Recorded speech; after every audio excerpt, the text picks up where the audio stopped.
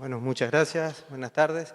Soy Juan Custer, yo soy gerente técnico del Grupo Costanera y voy a hablar de la experiencia de los túneles urbanos en Santiago. Un poco la contraparte de José Herrera, todos los proyectos que se han hecho en Santiago, en túneles urbanos, en suelo y en un contexto sísmico. Primero, para mostrarles Santiago, el plan original del Ministerio de Obras Públicas consistió en la elaboración de 4 autopistas, una que es de oriente a poniente, otra norte-sur y 2 que hacen la circunvalación a Santiago, ahí no, donde el sistema aún está incompleto porque faltan 2 tramos que son Vespucio Oriente 1 y Oriente 2 que hoy están en desarrollo. Una vez que se puso en funcionamiento estas 4 autopistas, 5 años después se verificó, se constató que ciertas interconexiones entre una y otra autopista funcionaban con una capacidad baja que generaban congestión en las interconexiones entre ellas y eso hacía que no se tuviera la capacidad total de la autopista por estas interconexiones. Para hablar de los túneles que hoy están vigentes, podemos indicar que la Radial Nororiente, que tiene 3 túneles, uno doble de 205 metros cuadrados de sección, 2 túneles de aproximadamente 1.500 metros. Después el túnel San Cristóbal, que tiene 1.500 metros, también en 75 metros cuadrados de sección. El plan de nuevos túneles de interconexión, que se llama Santiago Centro Oriente Etapa 1, se proyectó un túnel, que es el que después lo voy a explicar, que es el Vivaceta, de 500 metros de longitud. El túnel Kennedy, de 1.500 metros de longitud y como particularidad una sección máxima de 250 metros cuadrados. Otros túneles de interconexión y por último voy a explicar el túnel Los Saldes, que es un túnel muy particular, no es un túnel NATM muy tradicional, pero fue una solución forzada para lograr una conexión sin generar conflictos al tránsito existente. Entonces, como les indicaba, el túnel Vivaceta, que pertenece a la primera parte de las mejoras, y el túnel Kennedy como segunda etapa, Los Saldes también en la segunda etapa, y el futuro que es los túneles, el cierre del circuito de circunvalación de Santiago. Aquí tenemos el túnel Vivaceta. La Costanera Norte, que va de oriente a poniente, la Norte-Sur, que va en esta dirección, y para poder lograr una conexión de los flujos que vienen del oriente y van hacia el sur, existía un ramal que era una oreja que daba la vuelta y se unía con la vialidad local. Esta conexión no tenía la capacidad suficiente y generaba congestión en ambas autopistas. Por lo tanto, el desafío era poder hacer una conexión entre ambas dos sin interferir con los tránsitos existentes de ambas autopistas porque están con sistema de peaje y como limitación al medio tenemos el río Mapocho. Entonces se diseñó un túnel que partía con un portal que no podía ser ortogonal dado que partía paralelo y no había sido previsto inicialmente. Rápidamente tenía que cruzar debajo de una vía existente, tomar toda una geometría pasando y evitando estructuras, puentes, cruzar debajo de la misma Costanera Norte, cruzar debajo de la Norte-Sur, evitar pasar debajo de los estribos de los puentes, cruzar el río Mapocho y poderse conectar en forma expresa con la autopista Norte-Sur. La geometría o el perfil, ¿no? Tenemos que partir de una condición preexistente, que es la cota de la costanera norte, pasar rápidamente en túnel minero, con una muy baja cobertura, 6 metros a las vialidades locales, y no era factible hacer un portal de túnel ortogonal, sino que hubo que entrar como se pudo, a través de un shaft, pasar en el túnel en la grava de Santiago, pero lo que estaba por encima del túnel,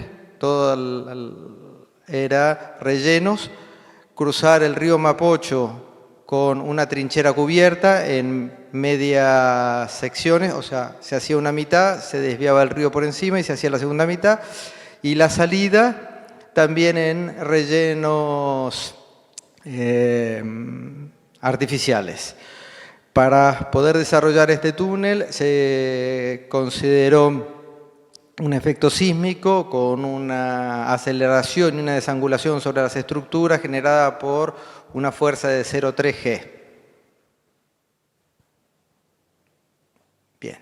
La sección básicamente es una sección herradura con una contrabóveda relativamente plana en las zonas en que no hay supresión. Para poder entrar con tan poca cobertura y con un suelo en la cabeza de no buen comportamiento, se previó una doble fila de paraguas separados a 40 centímetros de 4 pulgadas, y en el frente se previó pernos de fibra de vidrio para poder contener los suelos y que no se generaba una pérdida del frente.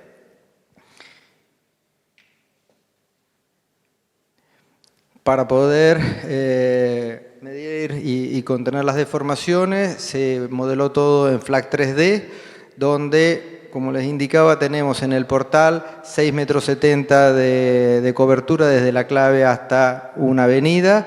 Después pasamos debajo de otra avenida 5,30 metros, y continuamos siempre con menos de un diámetro de cobertura en suelos de no buenas características. Cuando nos estamos acercando al río Mapocho, ahí ya tenemos supresión. Se consideró que 60 metros a cada lado del río Mapocho iba a estar influenciado por la supresión, con lo cual aquí se cambió la sección y se consideró una contrabóveda armada para que esto funcionara en forma estanca.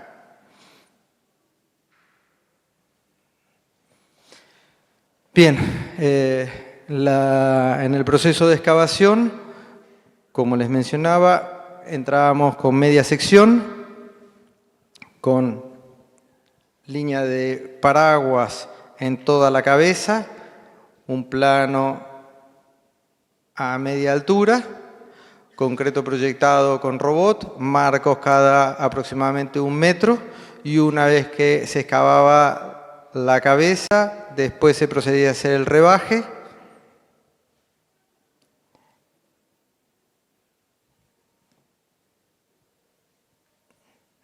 Y posteriormente, una vez que estaba el revestimiento primario ejecutado, se terminaba de cerrar la contrabóveda, ya sea la parte donde tiene supresión o la parte que no tiene, acá donde tiene supresión, que tiene una curvatura mayor y mayores espesores, o con una contrabóveda más plana cuando no hay problema de supresiones. Bien. Posteriormente a la terminación del primario, se hizo una impermeabilización con manta de PVC y doble capa de geotextil por encima y por debajo para proteger la misma manta. Y posterior a la colocación se pone un segundo revestimiento de 10 a 20 centímetros, dependiendo, para proteger la manta y tomar las supresiones. Bien, una vez terminada la impermeabilización, se continúa con las terminaciones, que es la colocación de paneles reflectantes para disminuir la necesidad de energía eléctrica. Se ejecutan los pavimentos en medias pistas. Acá se están colocando ya los paneles, que después se saca esa manta de protección. Prefabricados que sirven de contención lateral y que permiten que eventuales infiltraciones que se generen en alguna de las paredes puedan escurrir por detrás sin que queden a la vista. Bien, el segundo túnel que voy a exponer es el túnel Kennedy, a diferente del anterior que tenía condiciones muy restrictivas de borde. Su particularidad es sus dimensiones. El túnel Kennedy va desde la avenida Vitacura, por donde va a pasar la futura línea 7, hasta la avenida Vespucio, que también pasará la futura línea 7 que se exponía en la exposición anterior. Este túnel surgió por la necesidad de que en este tramo de la autopista hay tres carriles por sentido que eran más estrechos de una condición de autopista, y la vialidad local se unía o se mezclaba con los tránsitos expresos. Entonces, dado que no hay espacios suficientes, lo que se planteó es que la superficie se convirtió en 3 pistas expresas con segregación, más una caletera independiente de 2 pistas, y el tránsito que iba de poniente a oriente se lo transportó en un túnel que comienza con 5 pistas y después continúa con 4 pistas hasta la avenida Vespucio. La característica más importante que tiene este túnel es que partimos en la cercanía de Vitacura o de la rotonda Pérez Ujovich con 5 pistas, lo cual me da un ancho de 21 metros, una sección de 250 metros cuadrados, con una cobertura menor a un diámetro, en gravas, y después de 50 metros, con una transición, continúa en 4 pistas hasta el extremo. Esta quinta pista es porque se tenían que hacer todas las conexiones desde las vialidades locales y es una pista de aceleración. El túnel de 1.100 metros, con 4 pistas, tiene 17 metros de ancho, 11 metros 30 de altura, y en ambos casos se consideró una galería inferior, dadas las dimensiones que tiene el túnel. Era factible, debajo de donde van los vehículos, colocar una galería de servicio para poder monitorear el comportamiento del túnel y específicamente de las napas. Y en la parte superior se colocó una estructura metálica con un ducto de ventilación y en los laterales pasillos para poder hacer la mantención del túnel sin tener que interrumpir el tránsito. Bien, esta es la sección 5 pistas, que se puede ver en escala el tamaño de los operadores. Esta es la transición, 5 pistas, 4,5 y 4 pistas.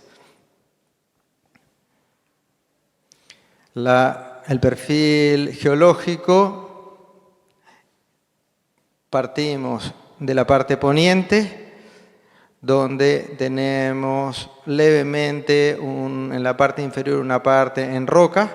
Después estamos entre la primera y segunda depositación de Santiago, que son gravas altamente preconsolidadas, para terminar en una trinchera en la parte más al oriente. La segunda particularidad es que al nivel freático, como acá está el río Mapocho, la parte poniente está influenciada por la napa, y en el primer tramo del túnel tenemos la napa en la clave del túnel. A la mitad va bajando la napa y en la parte más oriente la napa ya queda por debajo del túnel. La metodología de excavación para este túnel es hacer primero 2 side drift, después se completa el segundo side drift y se retira el side drift quedando una media sección y la contrabóveda se excava en 3 fases. Primero se hace un rebaje central y después se hace un poco más de media contrabóveda y se termina cerrando la contrabóveda. Una vez que se terminó la excavación de todo el primario, se coloca la impermeabilización en todo el túnel y un revestimiento secundario. Un poco las secciones, estamos hablando que la primera sección es de 43 metros cuadrados, pasamos a 67, el canal central de 35 y 2 partes inferiores de 18 metros cuadrados.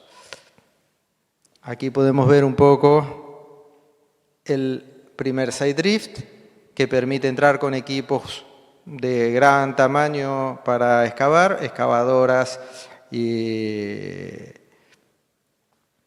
después hacemos el segundo side drift que acá se ve el muro temporal, excavados a ambos lados me queda el muro temporal sosteniendo, el canal central, un rebaje lateral y esta es otra vista de cómo va quedando la sección de aproximadamente 200 metros cuadrados en esta parte. Bien, el revestimiento, el primario, tiene aproximadamente 25 centímetros, se lo consideró permeable. Durante toda la etapa de construcción del primario se infiltraron las aguas en todos los sectores, con lo cual se rebajó la napa. El muro temporal es de 25 centímetros y una vista general del túnel excavado antes de comenzar los rellenos y el secundario es esta, donde las dimensiones son importantes. Bien, para los primeros 50 metros, que es la sección más grande que por lo menos se hizo en Santiago, en túneles en suelo con baja cobertura, hubo que subirlo a 6 secciones y se empezó por la sección central. Se hizo un piloto de 43 metros de sección con doble side drift provisorio. Se excavó esos 50 metros, después se construyeron los 1100 metros de las 4 pistas que antes mencioné y una vez que estaba todo terminado, se excavaron los 2 laterales en sentido inverso, o sea, de adentro hacia afuera, y posteriormente se hizo el rebaje en 3 etapas similar al de 4 pistas. Acá podemos observar cuando se empiezan a retirar los marcos, y dado que esta sección es tan grande y con tan poca cobertura y que teníamos 2 puntos débiles, que es donde estaban los puntales provisorios, en la medida en que se iba retirando 2 puntales provisorios, se colocaba un segundo marco de refuerzo, de forma tal de asegurar que el arco del primario tuviera una continuidad y no se viera afectado al momento de retirar los marcos subsiguientes. Bien, el revestimiento secundario tiene la función de contener la presión del agua y tomar el efecto sísmico y también prevenir en caso de incendio una degradación de la estructura, para lo cual se dividió el túnel en 3 sectores. El sector A, que tiene el nivel freático por encima de la clave, con lo cual tenemos un espesor de 40 centímetros de secundario, el B que está a media sección y el C que no tiene subpresión y que en vez de poner enferradura pesada se colocó doble malla electrosoldada. Entre medio del primario y el secundario se colocó el sándwich de impermeabilización con manta de HDP y geotextil, y en toda la parte superior de la calzada hacia arriba se colocó en simultáneo un sobreespesor de 10 centímetros con fibra de polipropileno para la protección en caso de incendio respecto del revestimiento del túnel.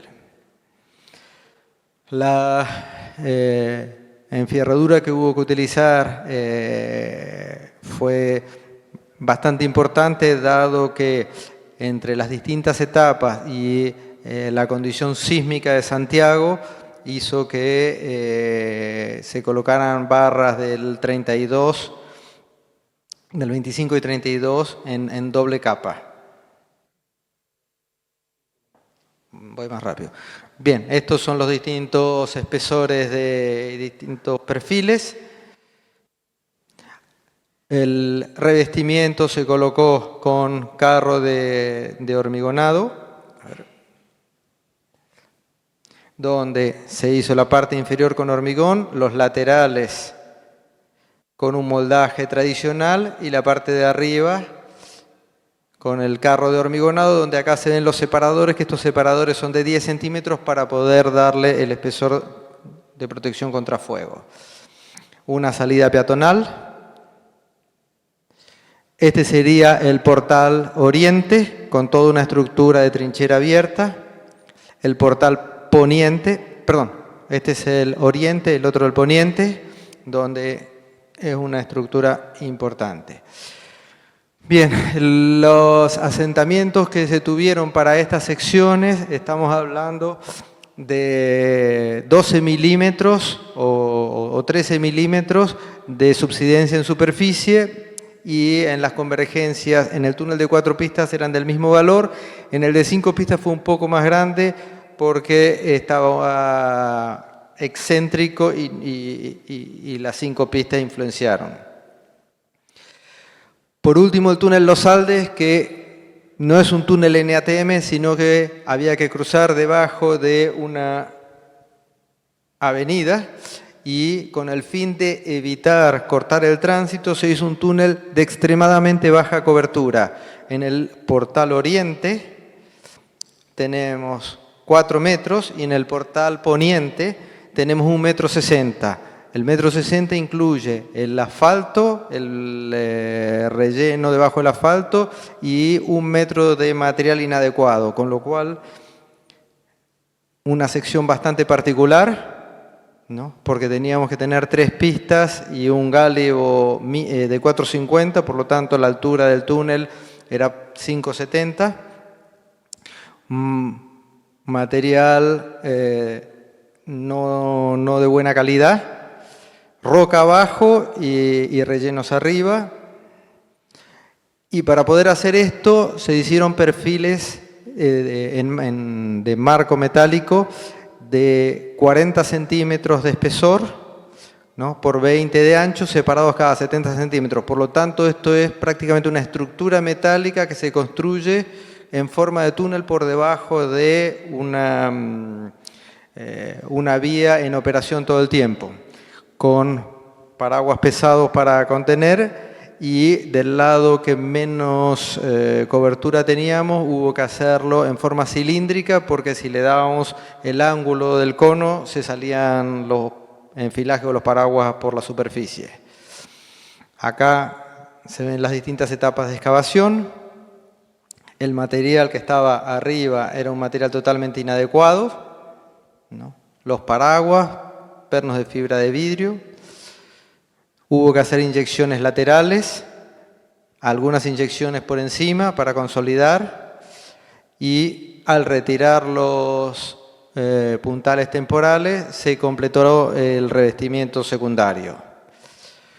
deformaciones de 10 milímetros con esta forma particular de construir. Acá se puede ver colocar los enfilajes con 1,5 metros de cobertura. Y por último, el próximo desafío que estamos viendo, que es intentar hacer 2 túneles debajo de la línea 3 y 4 que recientemente el metro ha inaugurado. Hacer 2 túneles de 3 pistas cada uno con una distancia de 10 metros a, este sería el metro de la línea 4, un túnel, el otro túnel, los ramales con 5 salidas que tiene que tener este sector. Estamos hablando de túneles de 5 kilómetros, de los cuales 4,5 están debajo de la línea 3 y hay un cruce, perdón, debajo de la línea 4 y un cruce con la línea 3.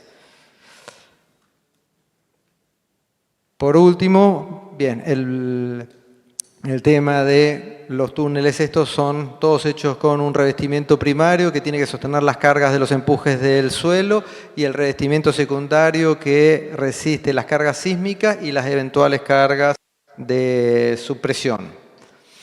La impermeabilización hecha a través de manta entre el primario y el secundario de forma tal de poder contener las aguas y siempre los dolores de cabeza vienen porque las mantas, cuando los contratistas no son muy acuciosos, las rompen y después el agua encuentra por donde las dejaron rotas. Esta es una vista general del túnel Kennedy cuando se colocó la manta, que se ve las dimensiones y las características que tiene. Muchas gracias.